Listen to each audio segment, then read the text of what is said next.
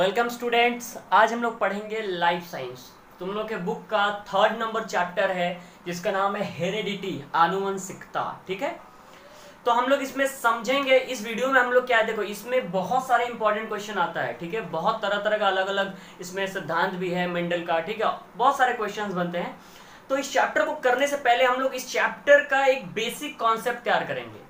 ठीक है, इसमें जो शब्द प्रयोग होते हैं, छोटे छोटे वर्ड्स होते हैं, जो डेफिनेशन जिसका परिभाषा एग्जाम में आता है, ठीक है, उसको हम लोग पूरा समझ लेंगे तो आगे का जो थ्योरी है, जो सिद्धांत है मेंडल जी का, उसको समझने में बहुत आसानी होगा। ठीक है, तो अभी क्या है, हम लोग पढ़ने वाले क्या है, आनुवंशिकता की परिभाषा पढ़ने वाले हैं, डेफिनेशन क्या होता है, फिर उसका जो हेरिडिटी होता है उसका फादर किसको बोला गया है। ठीक है, इकाई क्या होती है, उत्परिवर्तन किसे कहते हैं, उत्परिवर्तन या म्यूटेशन। देखो हिंदी के साथ साथ इंग्लिश भी याद करते चलोगे, क्योंकि बोर्ड एग्जाम्स में होता क्या है, ये जो म्यूटेशन इंग्लिश में लिखा है इसी को हिंदी में लिख देता है। ठीक है, और बोल देता है म्यूटेशन किसे कहते हैं। तो अगर तुम इंग्लिश नहीं पढ़े हो तो ये क्वेश्चन तुम्हारा छूट जाएगा। ठीक है, सो इंग्लिश और हिंदी दोनों याद करके चलो। फिर लक्षण क्या होते हैं, लक्षण कितने प्रकार के होते हैं, फिर संकर क्या है, संकर कितने प्रकार का है, युग्मक क्या है, युग्मक कितने प्रकार का है, ये छोटे छोटे वर्ड्स एग्जाम में पूछता है। सम युग्मज किसे कहते हैं, या होमोजाइगोट किसे कहते हैं, ठीक है, या फिर उपार्जित लक्षण किसे कहते हैं। तो ऐसे क्वेश्चंस देता है ये छोटे छोटे वर्ड्स को लेकर के। तो हम लोग अच्छे से समझेंगे पूरा इसमें कॉन्सेप्ट, छोटा छोटा वर्ड को लेकर के। ठीक है, और नेक्स्ट वीडियो में हम लोग अच्छे से मेंडल के पूरे जो भी थ्योरीज है उनकी, ठीक है ना, जो सिद्धांत है उनका, उसको हम लोग पढ़ेंगे। तो सबसे पहला चीज कि सर आनुवंशिकता क्या है और इसकी परिभाषा क्या है। तो देखो क्या है, आनुवंशिकता एक ऐसी प्रक्रिया है जिससे माता पिता के लक्षण, ठीक है, बच्चों में स्थानांतरित होते हैं। ठीक है, यानी एक पीढ़ी से दूसरी पीढ़ी में जो लक्षण स्थानांतरित होते हैं, ठीक है, ट्रांसफर होते हैं, उस प्रक्रिया, उस प्रोसेस को हम लोग कहते हैं हेरेडिटी यानी आनुवंशिकता। तो आनुवंशिकता क्या है, आनुवंशिकता वह प्रक्रिया है जिसके तहत जो माता पिता होते हैं उनके गुण दूसरे पीढ़ी में स्थानांतरित होते हैं, ट्रांसफर होते रहते हैं। ठीक है, तो आनुवंशिकता समझ में आया कि ट्रांसफर ऑफ कैरेक्टर, यानी जो कैरेक्टर है वो ट्रांसफर होना। अब जैसे देखो तुम लोग पिछले वाले चैप्टर में क्रोमोजोम पढ़े हो ना, गुणसूत्र 2 प्रकार का होता था, सेक्स क्रोमोजोम, ऑटोसोम्स। ठीक है ना, ऑटोसोम्स क्रोमोजोम मतलब क्या था, एक था दैहिक और एक था लैंगिक। तो दैहिक में क्या हो रहा था कि ऐसे क्रोमोजोम्स जो ये निर्धारित करते हो कि शरीर का रूप रंग कैसा होगा, गोरा होगा, काला होगा, दैहिक, ठीक है, जो फिजिकल बॉडी है उसको डिसाइड करे, यानी रंग कैसा होगा। लेकिन उसमें तुम लैंगिक गुणसूत्र में पढ़े हो कि वह गुणसूत्र जो लिंग का निर्धारण करता है, यानी जो बेबी हुआ है वो मेल है या फीमेल है, लड़का है या लड़की है, इस चीज को डिसाइड करने के लिए सेक्स क्रोमोसोम काम आता है। तो वैसे ही क्या है कि यहाँ पर हेरिडिटी क्या करता है, जो भी जनरेशंस है, ठीक है, जनरेशंस में जो भी कैरेक्टर्स ट्रांसफर होते हैं वही प्रोसेस है हेरिडिटी, यानी माता पिता के लक्षण जब पीढ़ी दर पीढ़ी स्थानांतरित होते हैं उसको बोलते हैं आनुवंशिकता। अब देखो आनुवंशिकता का फादर किसको बोलते हैं, तो ग्रेगर जॉन मेंडल को बोलते हैं। इनकी स्टोरी जो है बड़ा इंटरेस्टिंग है, उसको हम लोग समझते हैं। तो एक चीज पहले नोट डाउन कर लो कि ग्रेगर जॉन मेंडल को फादर ऑफ हेरिडिटी बोल सकते हो, जेनेटिक्स भी बोलते हैं इनको। तो ग्रेगर जॉन मेंडल को आनुवंशिकता का पिता कहते हैं। अब सवाल ये है कि सर पिता कहते क्यों है। ठीक है, तो देखो ग्रेगर जॉन मेंडल के ऊपर एक लंबी कहानी है। देखो ग्रेगर जॉन मेंडल जो है, एक सबसे पहले शुरुआत से बताता हूँ, ये किसान परिवार में जन्म लिए हैं। ठीक है, जन्म लिए थे, और इनकी पिताजी कृषि जब करते थे तो उस कृषि से ये बहुत सारे सवाल, मतलब उस फसल जो भी उगता था उसमें बहुत तरह तरह के अजीबोगरीब इनके दिमाग में सवाल आता था। ठीक है, और जो अजीबोगरीब सोचता है वही तो वैज्ञानिक होता है। ठीक है, तो क्या अजीबोगरीब, जैसे मान लो कि उनके पापा ने कोई जैसे मटर का पौधा लगाया, ठीक है, या और भी बहुत सारे पौधे, तो उसमें देखा कि कुछ कुछ जो फलियां होती हैं, यानी उसमें से जो मटर निकलता है, कोई झुर्रीदार है तो कोई बड़ा चिकना है। ठीक है, ऐसे पौधों में अलग अलग तरह की चीजें देखेगी, कोई इस कलर का है तो कोई पूरा पीला है तो कोई पूरा पीला नहीं है। तो ये नोटिस करते थे और ये अपने पिताजी से पूछते थे कि ऐसा क्यों हो रहा है। ठीक है ना, एक ही पेड़ में एक चिकना मतलब मटर आ गया, एक तो झुर्रीदार आ गया, ऐसा क्यों हो रहा है।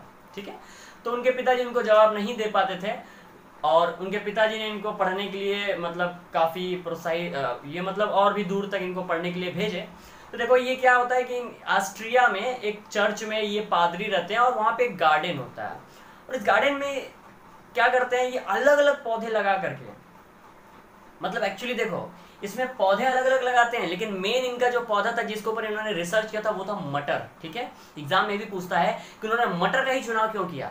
तो उन्होंने मटर का कम से कम 10,000 मतलब बार उन्होंने ऐसा बीज बोया। ठीक है, 10,000 टाइप्स के, और उसको जो है इन्होंने लेकर के अलग अलग सर्वे करके देखा कि उसमें हो क्या रहा है।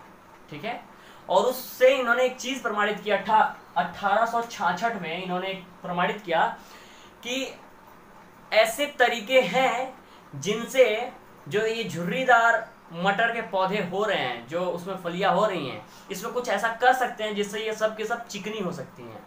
मतलब इन्होंने बहुत सारे शोध किए। अच्छा, मटर के पौधे के इन्होंने इसलिए लिया क्योंकि मटर का पौधा जो होता है ना शॉर्ट टर्म का होता है। ठीक है, कम टाइम लगता है उसमें, और कम टाइम लगता है तो इनको क्या होता है रिजल्ट्स ज़्यादा आसानी से मिल जाते हैं। ठीक है, और ये छोटा पौधा भी होता है। तो और भी बहुत सारा कारण हम लोग पढ़ेंगे। ठीक है, तो फिलहाल ये कि मटर के पौधे को चुनाव किया था, और इन्होंने उससे लेकर के ये बताया कि जो मटर के बीज होते हैं उनका संकरण करा के, यानी एक प्रकार का बीज दूसरे प्रकार के बीज से मिला करके हम एक नए तरह का पौधा तैयार कर सकते हैं। ठीक है, तो इसको और डीप में हम लोग पढ़ेंगे। इसमें बहुत सारा जनरेशन है, parental generation, first filial, second filial, ठीक है, मोनोहाइब्रिड क्रॉस, डायहाइब्रिड क्रॉस, ये सब हम लोग समझेंगे।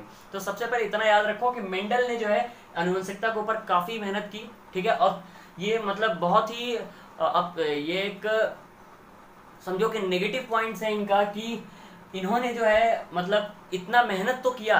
ठीक है, इनकी लाइफ का बैड लक बोल दो या कुछ भी, इनके जो शोध थे इन्होंने जब पब्लिक प्लेसेस पे ये बताना चालू किया तो इनके ऊपर लोगों ने ध्यान नहीं दिया। ठीक है, और दुर्भाग्य से इनकी डेथ हुई 1884 में, और तब तक इनका जो रिसर्च था किसी को पता नहीं चला था अच्छे से कि हाँ इन्होंने कुछ ऐसा निकाला है। फिर जा करके ह्यूगो डी व्रीज करके एक, ठीक है, बायोलॉजिकल जो भी एक वैज्ञानिक शोधकर्ता थे जिन्होंने ह्यूगो डी व्रीज 1900 में उनकी बात को सत्यापित किया कि नहीं ये जो बोल रहे थे ये बहुत बड़ी एक उपलब्धि है जिसे हम सिर्फ पौधों पर ही नहीं जीव जंतुओं पर भी लागू कर सकते हैं। ठीक है, तो 1900 में जाकर के पता चला कि नहीं ग्रेगर जॉन मेंडल बहुत पहले एक बहुत बड़ी बात दे चुके थे जिसको लोग नहीं मतलब लोगों के प्रकाश में नहीं आया था। ठीक है, तो ये थे जॉन मेंडल। अब देखो जीन को इकाई कहते हैं, जीन डीएनए। ठीक है, ठीक है, डीएनए जीन काफी रिलेटेड है, तो जीन को याद रखना आनुवंशिकता की इकाई कहते हैं। अच्छा, उत्परिवर्तन किसे कहते हैं, म्यूटेशन किसे कहते हैं, ये बुक में इसका डेफिनेशन है, फिर भी मैं बता देता हूँ। ठीक है, वहां से याद कर लेना।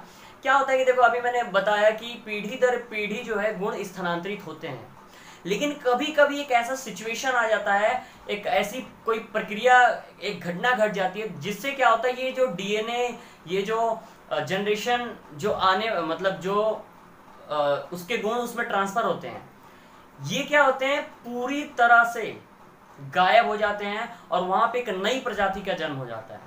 ठीक है, इसमें बहुत सारे कारण होते हैं जिसकी वजह से ये हो जाता है। ठीक है, उसको हम लोग पढ़ेंगे बढ़िया से आगे। म्यूटेशन बस इतना ही अभी याद रखना है कि जो प्रॉपर्टीज जो लक्षण उसमें आ रहे थे, ठीक है, वो हट जाते हैं, उसकी जगह पर एक नई प्रजाति, एक नए लक्षण का जन्म हो जाता है। इसी को कहते हैं म्यूटेशन, इन उत्परिवर्तन, परिवर्तन हो जाता है। ठीक है, वो लक्षण नहीं रह जाता। अब देखो लक्षण होता क्या है, तो इंसान के अंदर दो प्रकार के लक्षण होते हैं। कोई भी इंसान हो, मैं तुम कोई भी हो, दो प्रकार के लक्षण होते हैं। एक लक्षण होता है आनुवंशिक लक्षण, एक होता है उपार्जित लक्षण। आनुवंशिक लक्षण वह लक्षण, कुछ देखो लक्षण क्या होता है लोगों में, माता का कुछ होता है, पिता का, फादर मदर में से कुछ कुछ लक्षण आ जाते हैं हमारे अंदर। ठीक है, लोग बोलते भी हैं ना कि देखो इसका शक्ल जो है इसके पापा जैसा है या मम्मी जैसा है, या ये इसके पापा गुस्से वाले हैं, ये भी बहुत गुस्सा करता है। ऐसे लोग कैरेक्टर मतलब बताते हैं। तो कुछ ऐसा गुण होता है जो माता पिता से हमारे अंदर आता है, और बहुत कुछ ऐसा भी गुण होता है जो उपार्जित होता है, यानी ये लक्षण हमने आकर के सीखा है ना। अब कहने का मतलब ये है देखो कि हम कोई एक बहुत ही अच्छे घर से है, ठीक है, बहुत ही अच्छे घर से है और पढ़े लिखे बस अच्छे घर से है, मतलब वहाँ पे क्या है कि लड़ाकू परिवार से नहीं है, बहुत हम्बल परिवार है जहाँ पे लोग लड़ना पसंद नहीं करते हैं। लेकिन क्या होता है कि वही लड़का अगर ऐसे जगह पे जाके 10 साल या 20 साल रह ले जहाँ पे लोग सिर्फ लड़ते हैं एक दूसरे से, तो बहुत ज़्यादा चांसेस हैं कि वो भी लड़ाकू बन जाएगा। तो लड़ाकू बन गया तो ये कैरेक्टर उसके फैमिली का नहीं है, ये कैरेक्टर उसके फैमिली का नहीं है, वो जा करके वहाँ सीखा है, ठीक है। और एक एग्जाम्पल जैसे मान लो तुम जिस घर से आते हो वहां पे तुमने क्या सीखा था, भोजपुरी सीखा था या फिर हिंदी सीखा था, ठीक है। लेकिन जब तुम बड़े हो जाते हो तो तुम इंग्लिश भी बोलना जान जाते हो या फिर अरबी, फारसी, जो तुमको अच्छा लगता है लैंग्वेज सीखते हो। तो ये जो तुम्हारे अंदर आता है ये होता है तुम्हारा उपार्जित लक्षण। यानी हम जब दुनिया में आते हैं तो हम दुनिया से क्या सीखते हैं, ये है उपार्जित लक्षण, जिसको बोलते हैं एक्वायर्ड ट्रेट। आनुवंशिक लक्षण में ये भी आता है कि तुम्हारा हेयर का कलर क्या होगा, ठीक है ना, तुम्हारा शकल कैसा होगा, फेस कैसा होगा, ठीक है, ये सब आनुवंशिक लक्षण है। उपार्जित लक्षण में तुमने क्या क्या सीखा या तुम्हारे अंदर कैरेक्टर क्या क्या बिल्ड हुआ नया, उपार्जित, जो तुमने वातावरण से आके सीखा, ठीक है। संकर यानी हाइब्रिड क्या होते हैं, हाइब्रिड क्या होता है, देखो यही मेंडल ने बताया था कि कैसे हम एक अच्छा पौधा कर सकते हैं। तो देखो हाइब्रिड में क्या होता है, एक दो टाइप का बीज लेते हैं, है ना, यानी दो प्रकार का लेते हैं बीज। और एक होता है, समझ लो कि एक ऐसा पौधे का बीज है जो बहुत बौना होता है, एक ऐसा पौधे का बीज है जो बहुत लंबा होता है, और दोनों का जो है क्रॉस करवाया, यानी दोनों को मिला करके हमने क्या किया, एक उस पौधे के बीज को बोया, ठीक है, समझ में आया ना।